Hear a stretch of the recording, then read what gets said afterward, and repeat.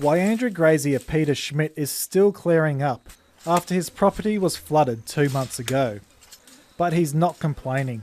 It's been the best start to a year he's had in a decade. It's basically cattle paradise here at the moment. After years of crippling drought, his cattle are enjoying green paddocks. They were skin and bone a couple of years ago as we're pushing mulga for them, and it's hard to believe they're the same cows now. They're all fat score 5 now, really. The drenching rain has brought new life back to parts of outback Queensland. The remnants of Cyclone Esther cut highways, flooded rivers and properties when it swept across the state in March. Fill him up. At Yulo, Rob Newsham swapped the family car for a light plane to do the school run after the Paru River broke its banks. Either have the day off school, or I said to the kids, do you want to come in the plane? And they'd never done a plane trip before.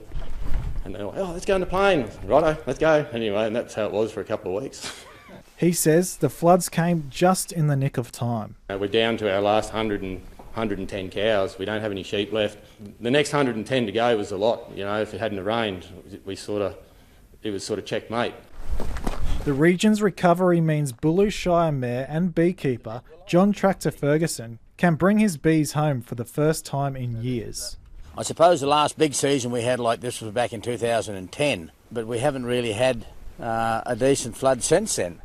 The Napunya tree is a eucalypt native to this area and needs a good drink to flower. When it does, it makes the perfect spot for bees.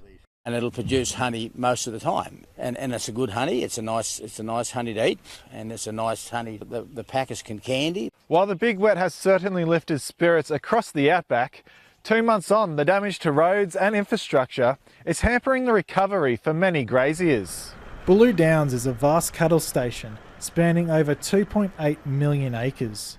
The March floods swamped more than a third of the property. You know, I flew in a helicopter here and, you know, we flew for half an hour and all we seen was water.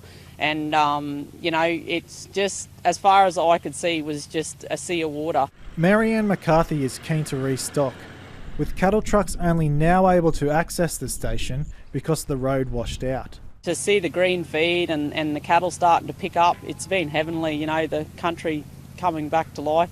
Graziers hope their good fortunes are set to continue, with forecasts for big winter rains. Craig Fitzsimmons, ABC News, Thargomindah.